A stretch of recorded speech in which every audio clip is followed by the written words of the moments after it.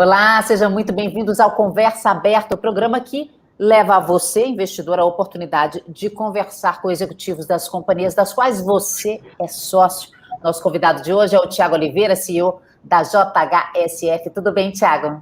Tudo bem, Denise. Bom dia para você, bom dia a todos aí que estão acompanhando essa live. Obrigada por você estar aqui de novo. O Thiago já deu entrevista presencial, quando a gente fazia presencial, já fez remota no auge da pandemia para falar do mercado imobiliário e agora está de volta aqui. Super obrigada. Primeiro, eu queria perguntar para você, Thiago, o que está aberto e o que não está dos empreendimentos de vocês? Porque tem hotel, tem restaurante, tem shopping. O que está funcionando e o que não está?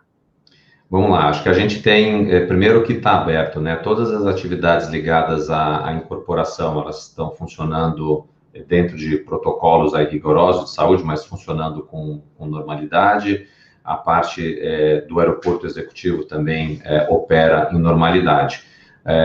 Aí depois tem, para o segmento de shopping centers e também dos restaurantes, a gente tem que seguir orientações das autoridades de saúde em cada um dos estados em que a gente atua. Então, a gente tem uma situação em Manaus, que é diferente da situação de Salvador, que é diferente aqui de São Paulo, que é diferente do Rio de Janeiro. Então, recomendo aí quem estiver pensando em visitar qualquer um dos nossos empreendimentos, sejam restaurantes ou shopping centers, que faça uma pesquisa rápida aí por internet para ter uma atualização. E até faço essa recomendação, porque como as coisas estão mudando com muito dinamismo, o que eu estou falando aqui nesse momento pode ser que no dia de amanhã sofra algum tipo de alteração em função aí de como também a legislação, que é uma legislação muito esparsa, né, que que a gente tem, ela acaba por impactar o horário de funcionamento dos negócios. Vocês divulgaram o balanço há algumas semanas, o lucro em 2020 subiu 98%, mesmo no cenário de pandemia, vocês conseguiram ter esse tipo de resultado. A gente está agora numa segunda onda em 2021, você acha que... Queria primeiro que você explicasse quais foram os fatores que levaram a esse resultado em 2020 e se ele se mantém para 2021. Assim, Denise, é sempre difícil a gente falar de projeção de resultado futuro numa companhia de capital aberto. Então, eu prefiro explicar um pouco, aí para quem está também acompanhando, essa movimentação que a gente teve de lucro líquido com relação a 2020 sobre 2019.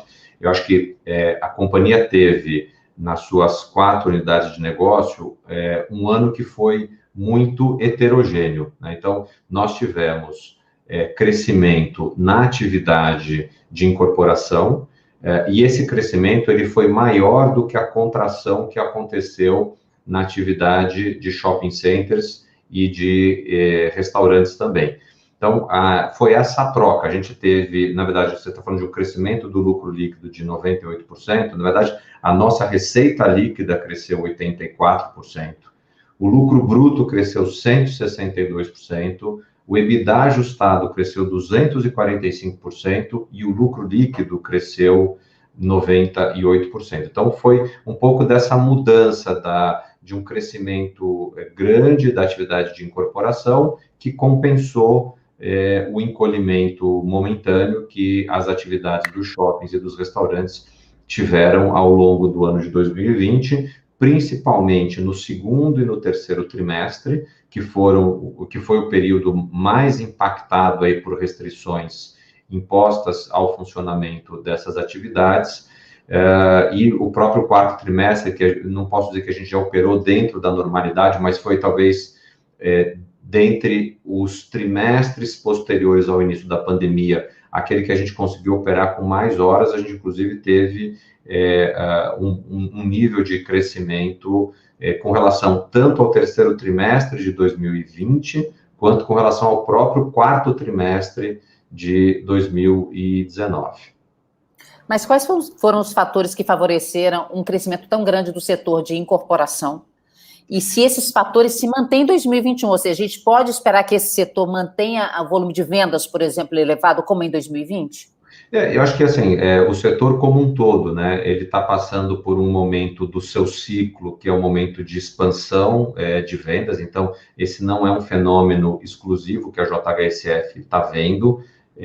Acho que todas as empresas que trabalham, ou a grande maioria daquelas que a gente acompanha e que são listadas, está passando por uma fase de ter mais lançamentos. A gente tem mais lançamentos, acaba vendendo mais, acaba reconhecendo mais desse valor da venda no resultado do exercício. A companhia, ela segue investindo nos seus projetos. São hoje 3 grandes polos de incorporação que a gente trabalha. É o polo Boa Vista, onde a gente hoje tem 2 projetos em comercialização, Fazenda Boa Vista e Boa Vista Village.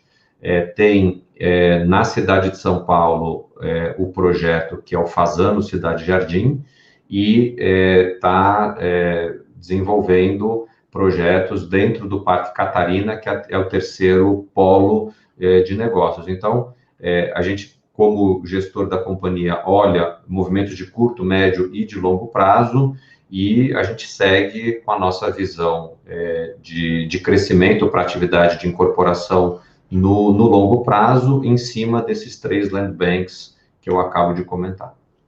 O Catarina é o shopping, né? O outlet, o aeroporto?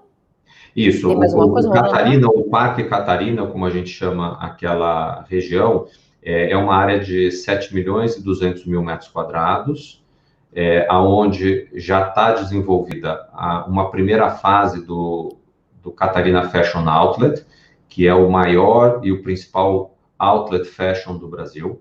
É um projeto que foi inaugurado em 2014 e que a gente está agora preparando uma expansão grande, aumentando ele de 30.000 metros de área bruta alocável para 70.000 metros de área bruta alocável. Além desse projeto, a gente tem na mesma área o São Paulo Catarina Aeroporto Executivo, que é o único aeroporto privado no Brasil voltado para a aviação executiva. Dividir aqui alguns dados com quem está nos assistindo, né? O mercado brasileiro de aviação executiva é o 2º maior do mundo, fica só atrás do mercado americano, a região metropolitana de São Paulo recebe cerca de 40% do total dos voos. Nós vimos nisso uma oportunidade de um novo negócio, que é atender a aviação executiva, e no final de 2019 inauguramos esse aeroporto, com capacidade de hangaragem dividida em 2 hangares, e no ano passado, dado o crescimento da demanda que nós tivemos, nós expandimos de 2 para 5 hangares. A gente hoje tem, entre hangares e pátios, cerca de 55.000 metros quadrados de área para receber a aviação executiva numa infraestrutura hipermoderna, muito bem construída e focada em atender esses clientes. Então, além deste aeroporto, tem 3 outros pedaços que vale a pena a gente pontuar. Um deles foi uma transação que nós fizemos ano passado, vendendo uma área de um pouco mais do que 700.000 metros quadrados para a XP, para a construção de um novo escritório, de um novo centro lá para eles. E nós, JHSF, no entorno dessa área que foi vendida para a XP, a gente está fazendo o master plan do que nós chamamos de Catarinatal, que é uma cidade que a gente quer construir com conceitos de sustentabilidade tecnológica, para que a gente possa ter ali pessoas que queiram trabalhar e viver com boa qualidade. E a terceira área é uma área de preservação ambiental, que nós temos lá, de quase 2 milhões de metros quadrados, que se juntam a mais de 3 milhões de metros quadrados que a gente tem no complexo da Boa Vista, fazendo disso aqui um pouco das nossas ações voltadas à parte ambiental, no que hoje o pessoal está chamando de ESG. Ele está ali na parte do E, né, do environmental, esse projeto nosso de preservação ambiental e de recomposição de matas e de fauna e flora. Ô, Thiago, você citou o Shopping Catarina, mas também vocês têm vários outros shoppings. Como é que está sendo a renegociação nessa nova onda da Covid? de aluguel. E como é que está sendo também, se tem lojas fechando, se não tem lojas fechando? Como é que está essa pressão pelo reajuste, pela negociação em torno do preço do aluguel?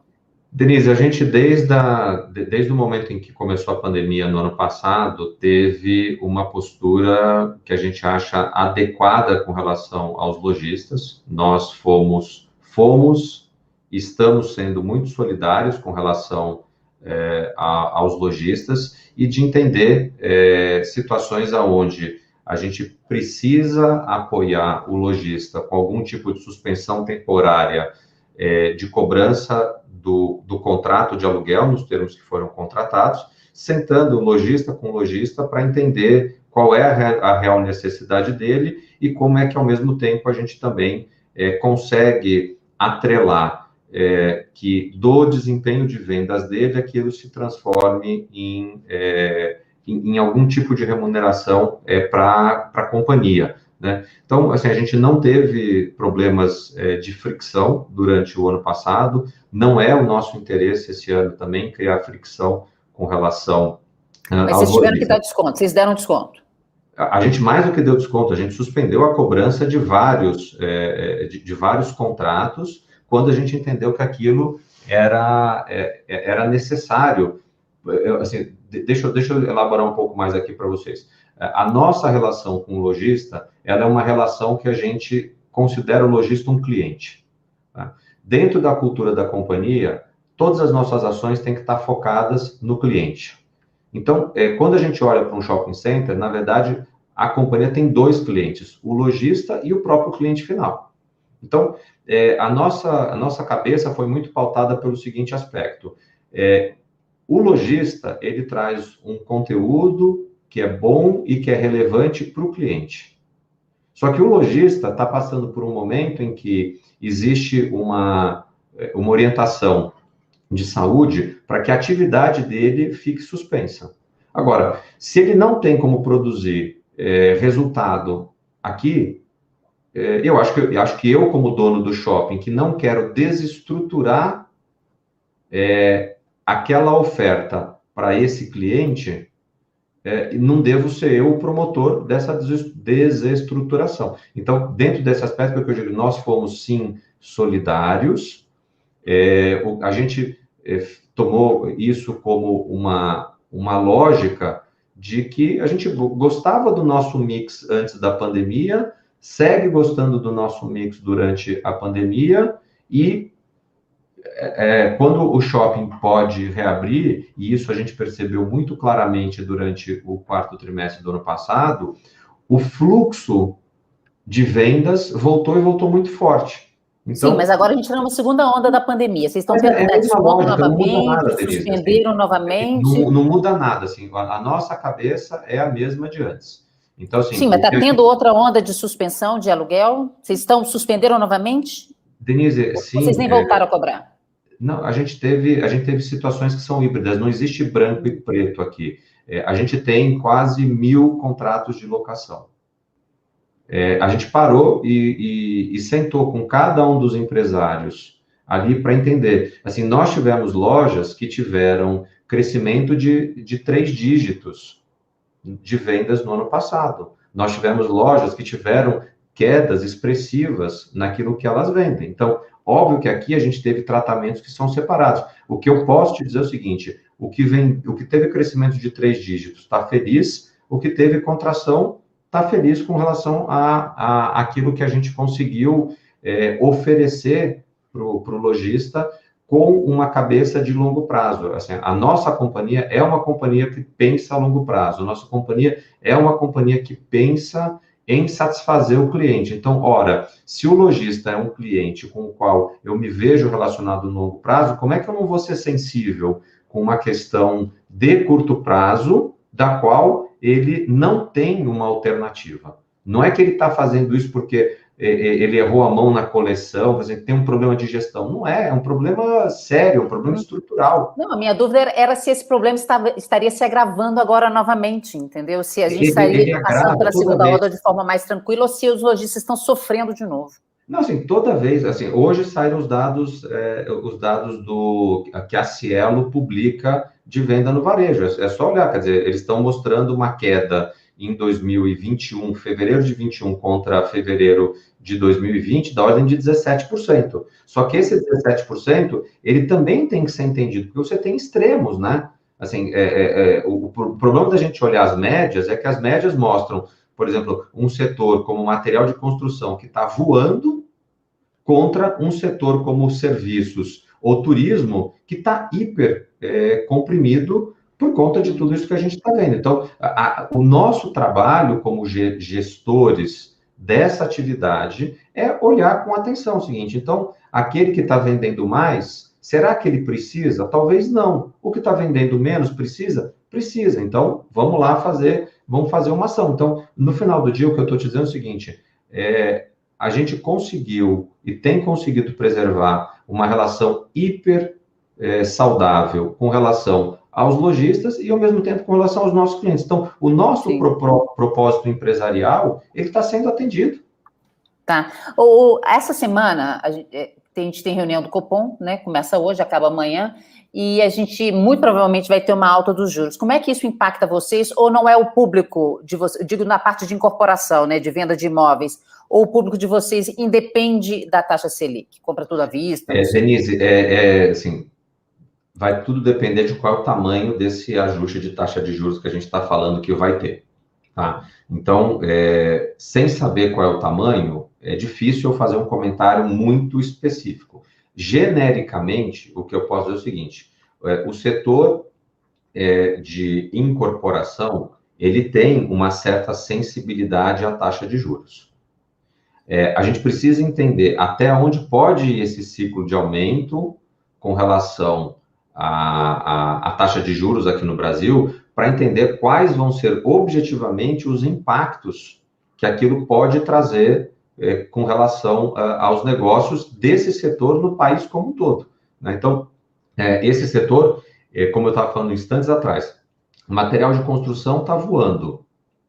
As incorporadoras estão com lançamentos várias vezes maior do que o volume de lançamentos que faziam há um ano atrás. Então, assim, o setor, ele, a despeito da pandemia, ele está navegando uma fase do ciclo que parece ser uma fase positiva.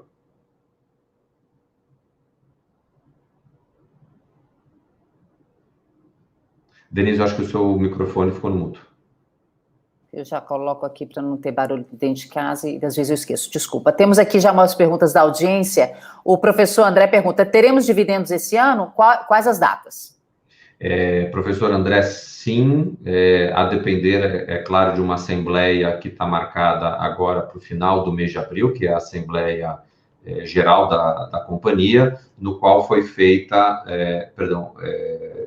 a data até eu vou pedir para depois a gente verificar e voltar para você, mas a gente tem a assembleia anual que previu, na proposta da administração, a distribuição de cerca de 145 milhões de dividendos. Temos aqui outra pergunta aqui vinda da audiência. O Fábio pergunta, especulações de que os resultados e o patrimônio da JHSF seriam inflados, procede? Eu desconheço e se tem essa suspeita aí, não me parece ser aquilo que os auditores externos avaliam, aquilo que o Conselho Fiscal aprova e aquilo que é a conduta da administração. Tem aqui a pergunta, o professor André faz outra pergunta. Desde 2020, a empresa vem com ótimos resultados. Por que ainda não foi precificado no ativo? Professor, eu não sei responder para o senhor. Assim, o nosso papel aqui é fazer a gestão dos negócios, a gestão da estrutura de capital, pensar os negócios no médio e no longo prazo. A última vez que eu parei para olhar o ciclo de valorização das ações da JHSF relativos tanto às home builders como às empresas de shopping, nesse universo todo a gente era a segunda ação que mais valorizou nos últimos 5 anos, e o resultado não era muito diferente se a gente olhasse os últimos 2 anos ou os últimos 12 meses.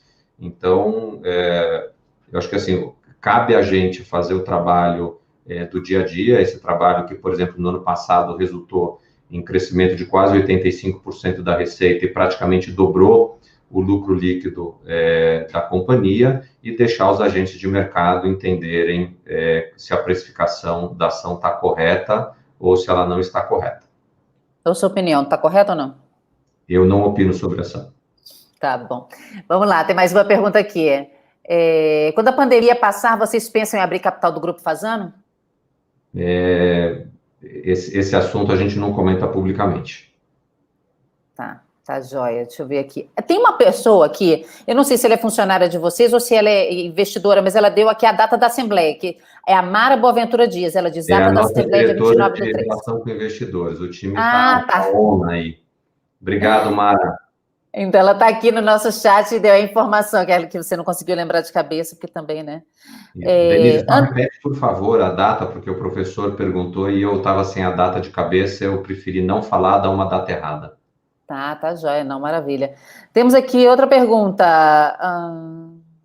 Anderson pergunta, Tiago, o formato do novo empreendimento da empresa no setor de shoppings, o CJ Shops, será replicado? Sim, a gente deve fazer, para quem não conhece ainda esse empreendimento, é um shopping mais compacto do que os shoppings tradicionais. Fica o convite para que assim que reabrirem as atividades aqui na cidade de São Paulo, quem mora por aqui ou quem visita São Paulo ir conhecer, fica na rua Doc Lobo, ali esquina com a rua Vitório Fasano. É um shopping cujo modelo a gente quer replicar num empreendimento que nós vamos desenvolver na esquina da Avenida Faria Lima com a Leopoldo de Couto Magalhães. Tiago, hoje os hotéis, eles estão abertos ou não? Ou depende da cidade? Imagino que dependa da cidade. Depende da cidade, mas majoritariamente estão abertos. Estão abertos, mas funcionando normalmente ou não? Deve ter uma restrição. Nada funciona normalmente, né? Quer dizer, a sua atividade não está funcionando, a nossa também não está. Assim, brincadeiras à parte, existem restrições com relação à própria questão do distanciamento social, questão de protocolos de saúde que os hotéis, os restaurantes, os shoppings, o aeroporto passou a adotar enquanto a gente tem a circulação do vírus, né? Então, deixa eu fazer aqui uma ressalva, quer dizer, tirando esse aspecto, os hotéis estão funcionando normalmente. E vocês imaginam, depois que a pandemia passar, um aumento do setor de hospitalidade? Vai ter um boom de viagens, as pessoas, sei lá, ou vocês vão ter mais espaço para construir mais hotéis? Como é que você está vendo esse setor depois? Porque imagina, se você segregar tudo e pegar só o setor de hospitalidade, vocês devem estar tendo uma perda violenta, porque as pessoas não estão viajando. Né? Como é que assim, é mais ou menos sim e não aqui, né? Porque, por exemplo, a gente está vendo os hotéis de turismo, e aqui eu posso citar talvez 2 ou 3 que a gente opera, que é o que fica dentro da Fazenda Boa Vista, Angra dos Reis, Salvador. Esses hotéis estão com taxas de ocupação mais altas do que, vamos dizer, no período pré-pandemia, né? Hotéis de negócio, por outro lado, esses hotéis estão sofrendo mais, então um pouco mais do que acontece no hotel aqui na cidade de São Paulo. Então, de novo, é muito perigoso a gente generalizar comentários, né? Como eu disse há pouco, a companhia opera negócios em Manaus, em Salvador, Rio de Janeiro, Angra dos Reis, aqui em São Paulo, interior de São Paulo.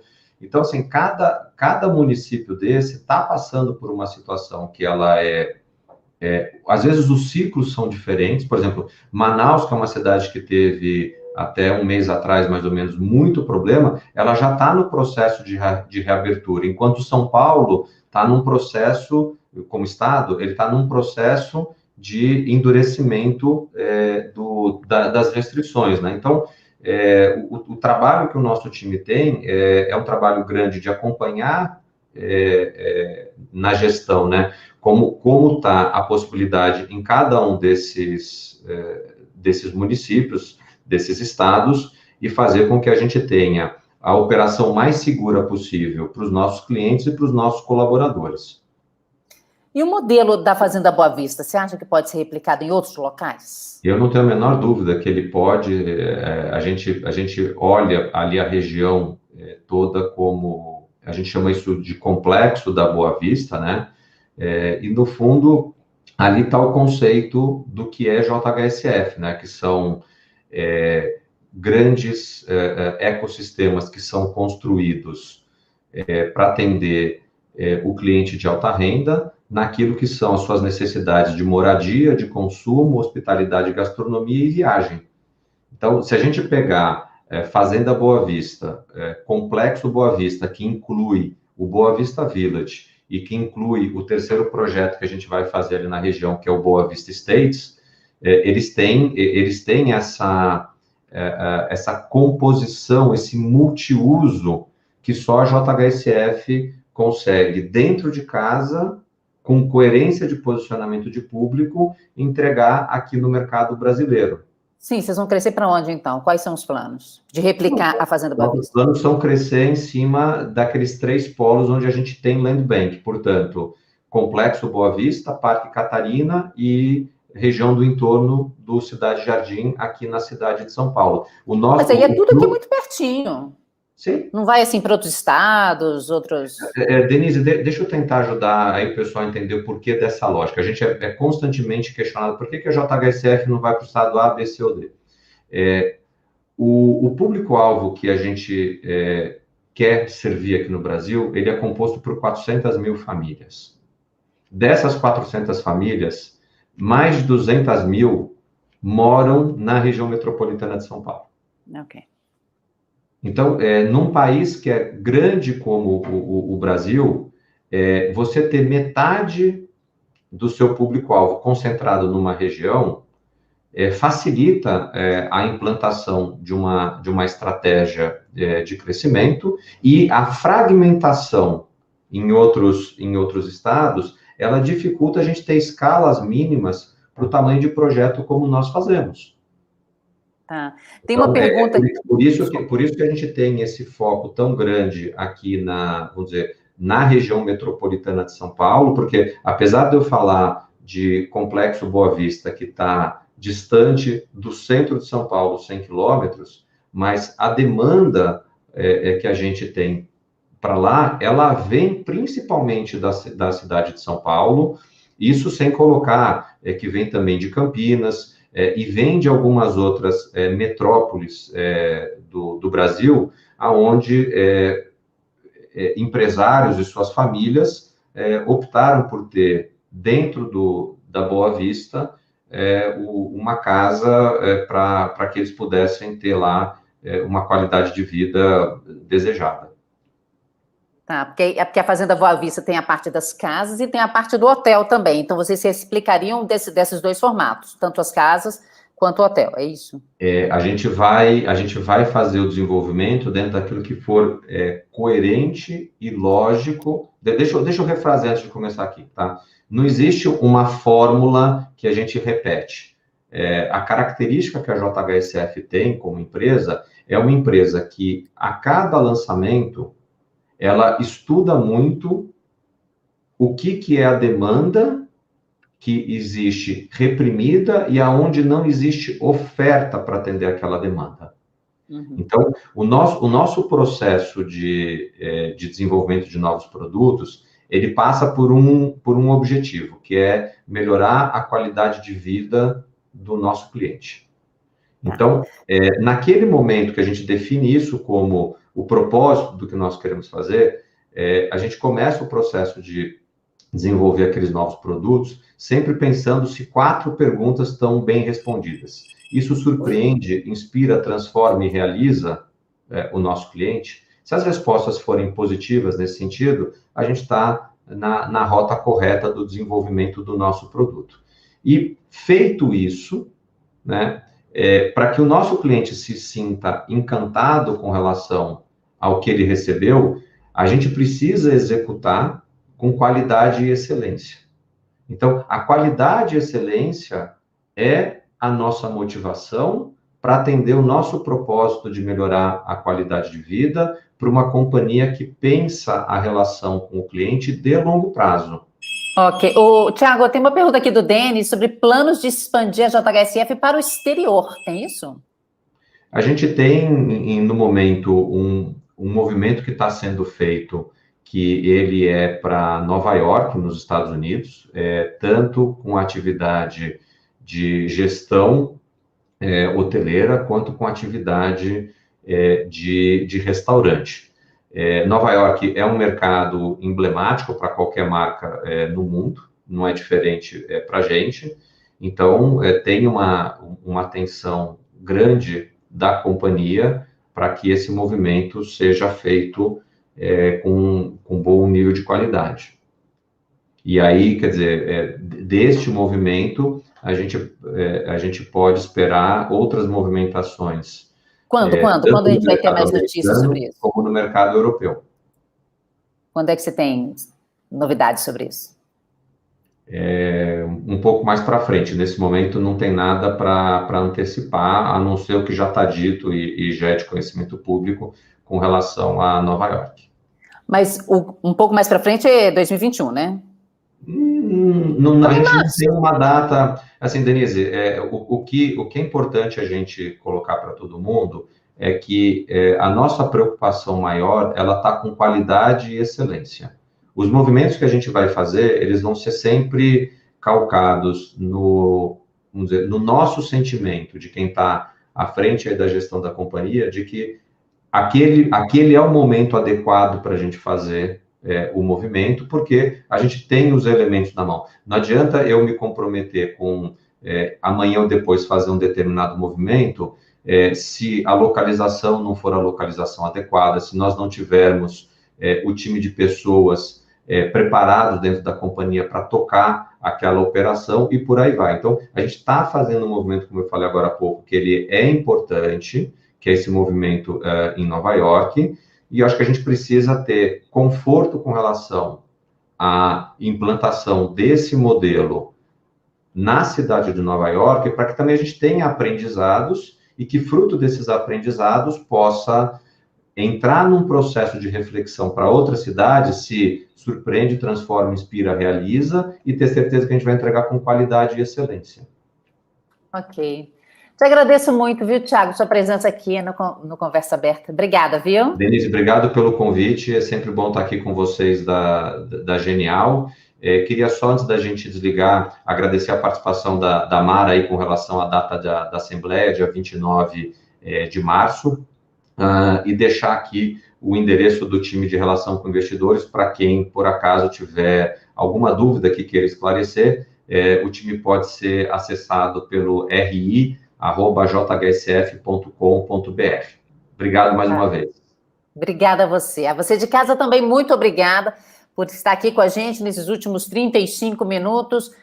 Deixe seu comentário aqui embaixo, se inscreva no canal, clique no sininho. Conversa aberta todas as terças e quintas ao meio-dia. Obrigada e até a próxima.